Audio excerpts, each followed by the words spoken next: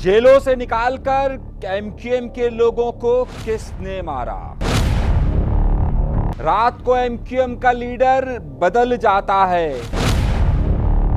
19 जून जब कब्जा हुआ, फील्ड मार्शल की बड़ी मुलाकात, तबसरे, लेकिन खबर का उनसर क्या है? मुस्तफा कमाल पर बात नहीं हो सकती। एमक्यूएम किसके कहने पर असेंबली आई, कॉल किसकी आई? सूबा नहीं बन सकता है।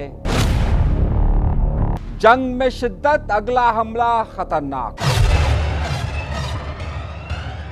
इससे पहले कि मैं अपने प्रोग्राम का आगाज करूं, आपको बहुत बड़ी खबर देने वाला हूं। आज सिंध असेंबली के अंदर किसने ये कहा कि एमक्यूएम का लीडर रात को किसी के कहने पर बदल दिया जाता है? अब वो कौन है कि जिसके कहने पर ये बदल दिया जाता है, और ये बातें किसने और किस वक्त कही है? 19 जून का आज दिन के 19 जून खास तौर पर कराची की सियासत, सूबा सिंध की सियासत और पाकिस्तान की सियासत के लिए इंतहाई अहम, मगर उस 19 जून का फर्क आज तक क्यों महसूस किया जा रहा है? ये तमाम बड़ी अहम खबरें आज के प्रोग्राम में शामिल होगी, लेकिन हर बार की तरह आपसे दरख्वास्त करता हूं कि आप ये चैनल सब्सक्राइब जरूर कीजिएगा, डरिए मत, खौफजदा मत हो और प्रोग्राम को आखिर तक जरूर देखिएगा।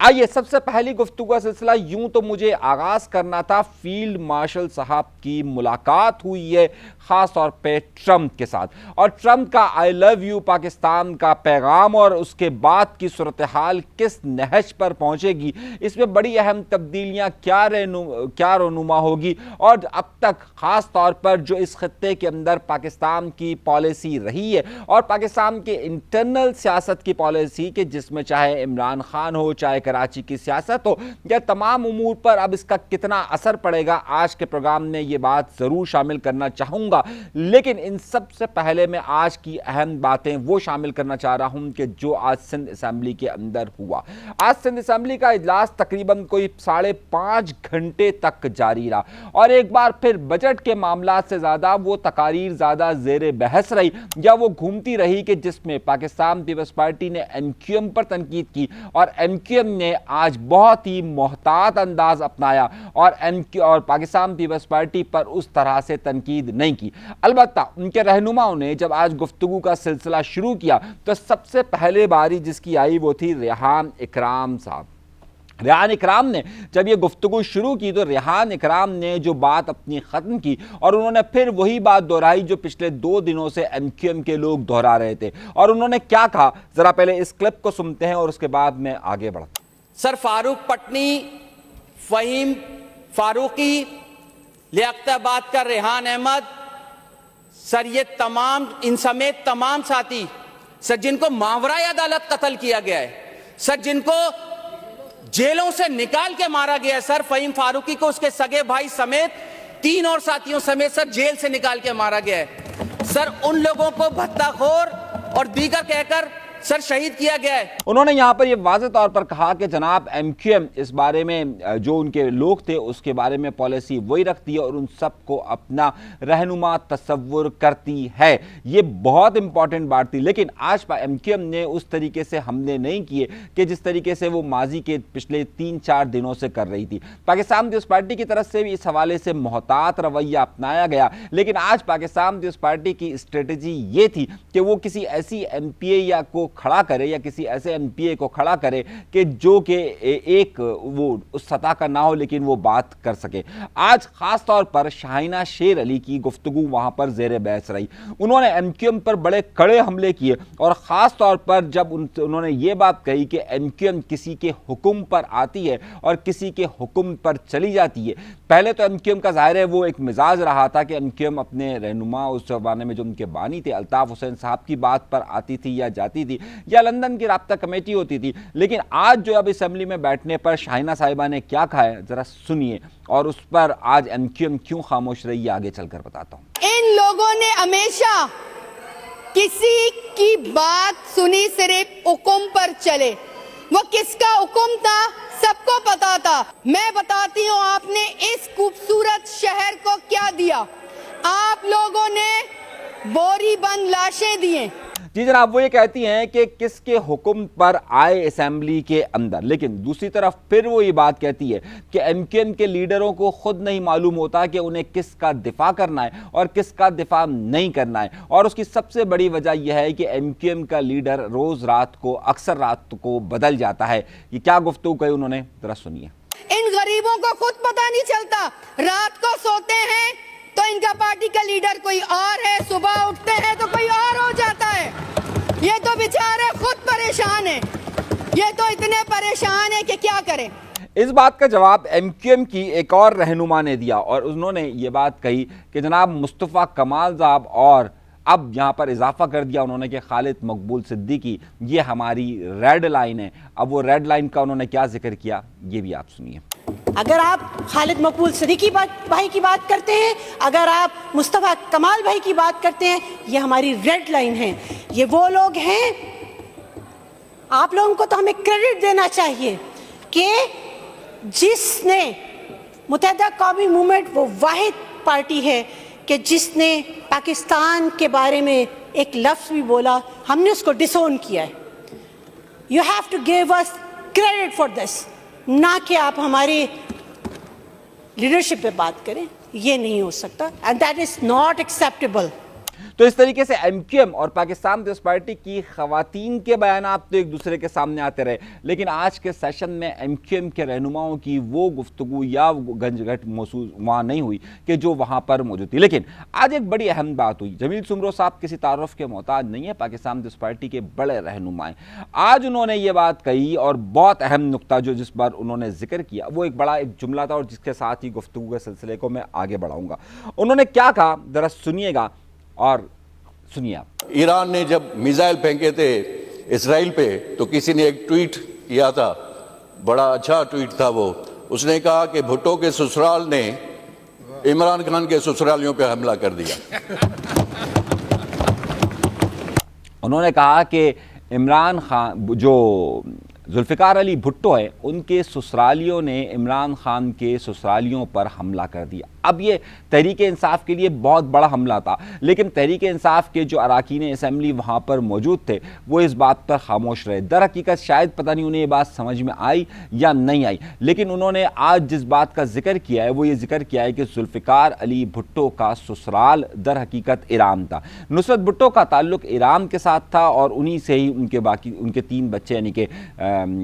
محترمہ بے نظیر بھٹو صاحبہ، 4 بلکہ، صنم بھٹو صاحبہ، پھر مرتضیٰ بھٹو اور شاہ نواز بھٹو پیدا ہوئے۔ اب ان کا ذکر انہوں نے ایران کے حوالے سے کیا کہ ان کے سسرالی تھے، اور انہوں نے کہا کہ عمران کے سسرالیوں کو جواب دیا، عمران خان کے سسرالیوں کا انہوں نے ذکر یہ کیا کہ جیسے اسرائیل پر حملہ کیا ہے، یعنی کہ اسرائیل کو عمران خان کا سسرال قرار دیا۔ اور حیرت انگیز طور پر تحریک انصاف کے لوگ جو پچھلی گفتگو کے دوران کافی وہاں پر مزاحمت کرتے رہے وہ اس پر بات نہیں کرتے رہے، تو انہوں نے براہ راست بالواسطہ آپ اسے کوئی بھی نام دے دیجئے، اس میں اسرائیل کا ایجنٹ قرار دیا گیا، اسرائیل کا سسرال قرار دیا گیا عمران خان کو، اور خود کو یہاں کہا گیا۔ اب معاملہ سارا یہ ہے کہ ایران کی جنگ بھی اب شدت اختیار کرتی جا رہی ہے،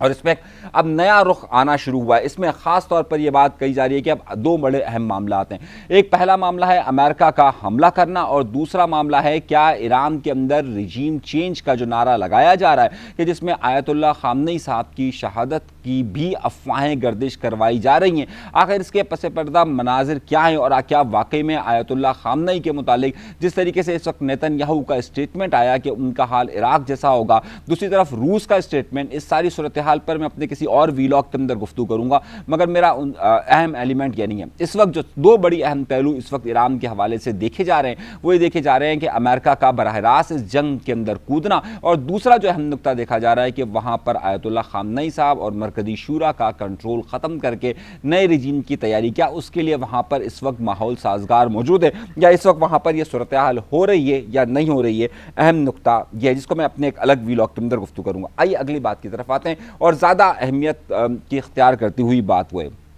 فیلڈ مارشل صاحب کا یعنی کہ جنرل آصم منیر صاحب کی ملاقات ہوئی ہے امریکی صدر ٹرمپ کے ساتھ۔ یہ بہت ہی اہم ملاقات کئی معنوں میں دیکھی جا سکتی ہے، لیکن در حقیقت ہمارے ہاں جس طریقے سے اسے پیش کیا جا رہا ہے، میں اس سے ہٹ کر اور جس طریقے سے ٹرمپ نے جو گفتگو کی ہے ان دونوں موضوعات پر یہاں بات کرنا چاہتا ہوں۔ سب سے پہلے آپ یہ دیکھیے کہ فیلڈ مارشل صاحب کا یہ دورہ تھا کس نوعیت کا۔ اس نوعیت میں یہ دیکھیے کہ ان کے ساتھ پہلے وفد کون سا گیا تھا۔ ان کے ساتھ گئے تھے پاکستان کے اس وقت کے قومی سلامتی کے مشیر اور خاص طور پر پاکستان کے خفیہ ادارے ISI کے سربراہ عاصم ملک صاحب ان کے ساتھ موجود تھے۔ دوسری اطلاعات یہ تھی کہ ان کے ساتھ وہاں پر جو وزیر داخلہ ہیں وہ بھی موجود تھے، اور تیسرا ایک نقطہ یہ تھا کہ ان کے ساتھ یہ کہا جا رہا تھا کہ MI کے جو چیف ہیں وہ بھی گئے۔ اس کا مطلب یہ تھا کہ پاکستان کی طرف سے یہ جو وفد کی ملاقات تھی یہ بہت ہی اسٹریٹجک حوالے سے اور پاکستان کے دفاعی حوالے سے بہت زیادہ اہم تھی۔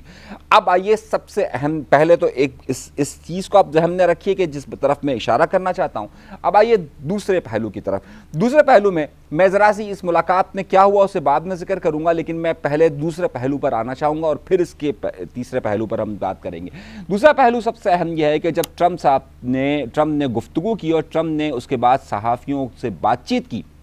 تو اس میں جس نقطے پر بات کی گئی وہ بہت اہم ہے۔ انہوں نے یہ کہا، جو پہلا لفظ تھا انہوں نے کہا کہ دونوں ممالک کی جو میں نے یہاں پر جو بلایا ہے فیلڈ مارشل صاحب کو، اس کی سب سے بڑی وجہ یہ تھی کہ میں ان کا شکریہ ادا کرنا چاہتا تھا کہ انہوں نے میرے کہنے پہ جنگ بندی پر عمل کیا۔ دوسرا جو ان کا نقطہ یہ تھا کہ یہاں کی جو قیادت ہے پاکستان کی وہ بہت ہی زیادہ مضبوط ہے، اور انہوں نے جس قیادت کی طرف اشارہ کیا وہ واضح طور پر فیلڈ مارشل عاصم منیر صاحب تھے۔ جب عاصم منیر صاحب پر انہوں نے اشارہ کیا کہ جناب ان کی قیادت پر ہمیں وہ بہت زیادہ ہے، اور دوسری بات تیسرا بات یہ جو تھی وہ اہم تھی، انہوں نے کہا کہ اس حوالے سے ایران پر بھی ان سے گفتگو ہوئی، اور ایران کیونکہ پاکستان کا پڑوسی ہے اور فیلڈ مارشل صاحب ایران کو بخوبی جانتے ہیں، اور اس وقت جو ایران کی صورتحال ہے اس پر وہ خوش نہیں ہیں۔ یہ دو باتیں کو اب آپ ذہن میں رکھیے۔ اب ہم اس چیزوں کو سمرائز کرتے ہیں اور اپنے تیسرے پہلو کی طرف آئیں گے۔ سب سے اہم نقطہ یہ تھا کہ سب سے اہم بات یہ تھی کہ یہ ملاقات حکومتی سطح پر نہیں بلکہ پاکستان کی دفاعی سطح پر تھی، اور دفاعی سطح پر جب کبھی بھی ملاقات ہوتی ہے تو اس سے پہلے وفود کی آپس میں ملاقات ہوتی ہے، اور وفود کی ملاقات کے بعد میں جا کر جو چیفز ہوتے ہیں ان کی ملاقات ہوتی ہے۔ وفود میں اس میٹنگ کے حوالے سے جو ایجنڈا ہوتا ہے، جو پوائنٹرز ہوتے ہیں وہ تیار کر دیے جاتے ہیں، اور اس کے بعد یہ ساری صورتحال میں گفتگو ہوتی ہے۔ اہم نقطہ یہ ہے کہ اس سارے معاملات میں پاکستان کا یقینی طور پر جب دفاعی بات ہو رہی ہے تو اس میں ایران ایک اہم جز ہے، اس میں افغانستان ایک اہم جز ہے، اس میں انڈیا ایک اہم جز ہے، اس میں چین ایک اہم جز ہے، اور اس پوری خطے کی صورتحال اہم جز ہے۔ تو جو وفود کے درمیان ملاقات ہوئی ہوگی وہ یقینی طور پر اس پر بات پر ہوئی ہوگی۔ کچھ مبصرین کا خیال یہ تھا کہ ایران کے حوالے سے خاص طور پر جو ٹرمپ ہے انہوں نے پاکستان کے فیلڈ مارشل صاحب کی تعریف کی کہ ان کی اس پر بڑی گہری نگاہیں اور وہ اس وقت خوش نہیں ہیں۔ تو اس کا مطلب یہ ہے کہ جو کچھ بھی اس وقت ایران کے اندر صورتحال ہو رہی ہے اس سے پاکستان مطمئن نہیں ہے۔ اب ان دونوں کا نتیجہ کیا نکلتا ہے ملاقات کا؟ اس کا مطلب بہت واضح طور پر یہ ہے کہ پاکستان کو آگے چل کر جس طریقے سے ٹرمپ صاحب نے اس وقت پاکستان کی تعریف کی ہے، اس کا واضح مطلب یہ نظر آتا ہے کہ ٹرمپ کی اس وقت کی سوچ پاکستان کی موجودہ قیادت کے حوالے سے جنرل عاصم منیر صاحب پر ہے، یعنی کہ فیلڈ مارشل عاصم منیر صاحب پر ان کی فوکسڈ ہے، اور وہ اسی کو پاکستان کی قیادت سمجھ رہے ہیں، اور اسی لیے حوالے سے اس پوری صورتحال میں انہوں نے شاید پاکستان کے جو دفاعی اہمیت کی وجہ سے پاکستان کے فیلڈ مارشل صاحب کو ہی اعتماد میں لینا یا ان سے مشورہ لینا سمجھائے۔ اب اس ساری صورتحال کے کئی نتائج برآمد ہو گئے۔ اب جب میں آپ سے گفتگو کر رہا ہوں اس کا مطلب یہ ہے کہ اب سے کچھ دیر کے بعد یا کچھ گھنٹوں کے بعد امریکہ باقاعدہ اس جنگ کے اندر کودنے والا ہے، اور پاکستان یقینی طور پر پڑوسی ملک کے ساتھ اور ایک بہت بڑی سرحد کے ساتھ ایران کے ساتھ یہاں پر موجود ہے۔ اب اس ساری صورتحال میں جو اگلا نقطہ آتا ہے کہ اس ساری صورتحال نے، اس گفتگو نے اور ان مذاکرات نے پاکستان کے فیلڈ مارشل کو نہ صرف ملک کی سطح پر بلکہ اس خطے کے حوالے سے بھی ایک نئی پوزیشن دے دی ہے۔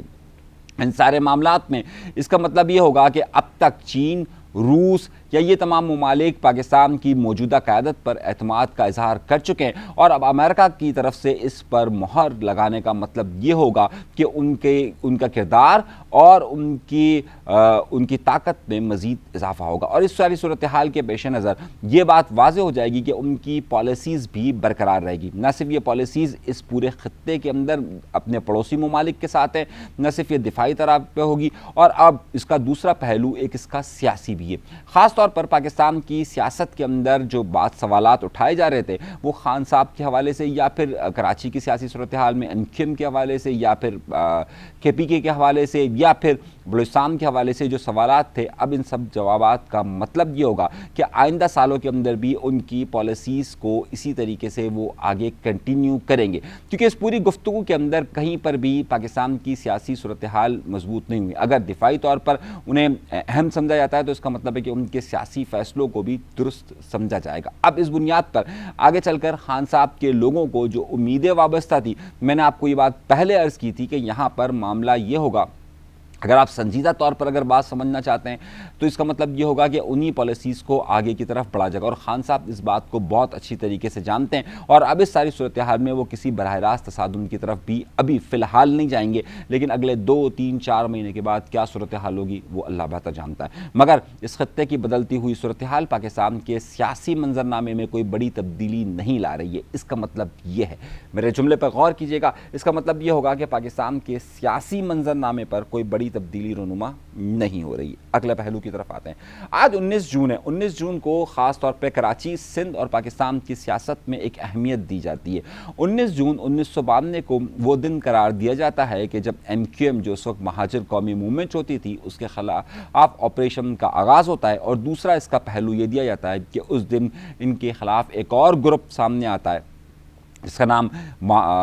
بعد میں مہاجر قومی موومنٹ حقیقی بنتا ہے۔ اچھا، کچھ لوگوں کو کچھ کنفیوژنز ہیں، میں ذرا سا اس کے ماضی پر ذرا سی گفتگو کر میں اس کے اس وقت کی موجودہ صورتحال پر اثر انداز ہونے پر بات کروں گا۔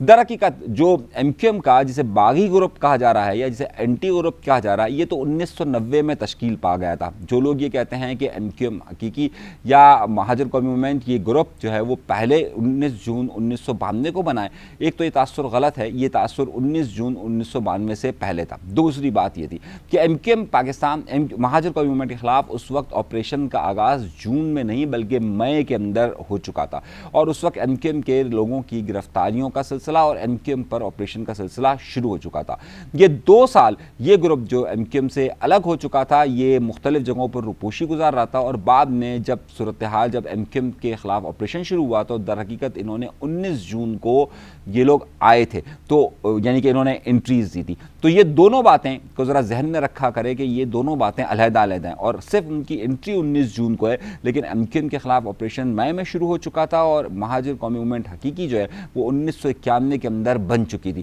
تو یہ 2 باتیں علیحدہ علیحدہ اس کو رکھے۔ اس کے بعد MQM کے خلاف اس آپریشن کے بعد MQM زیادہ سے زیادہ مضبوط تر ہوتی گئی تھی، وہ آپریشن کا معاملہ ہو یا اختلافات کا معاملہ ہو، اور اس کا نتیجہ آپ نے سن 2013 تک کے الیکشن میں دیکھا، یعنی کہ اس کے بعد جب یہ آپریشن کے بعد ہی MQM کا جب 1993 کا الیکشن ہوتا ہے اس میں بھی MQM کو ایک بھاری اکثریت حاصل ہوتی ہے، اس کے بعد 1997 میں بھی MQM کو بھاری اکثریت حاصل ہوتی ہے، اس کے بعد 2002 کے الیکشن میں بھی MQM کو بھاری اکثریت حاصل ہوتی ہے، 2008 میں بھی MQM جیتتی ہے، اور 2013 میں بھی MQM جیتی ہے، یہاں تک کہ 2015 دسمبر کے جو الیکشن ہوئے تھے اس کے اندر بھی MQM کامیاب ہوئی تھی۔ تو در حقیقت MQM کو اس آپریشن میں MQM کو ایک بہت بڑا نقصان تو یہ ضرور ہوا کہ ان کے بہت سارے لوگ کی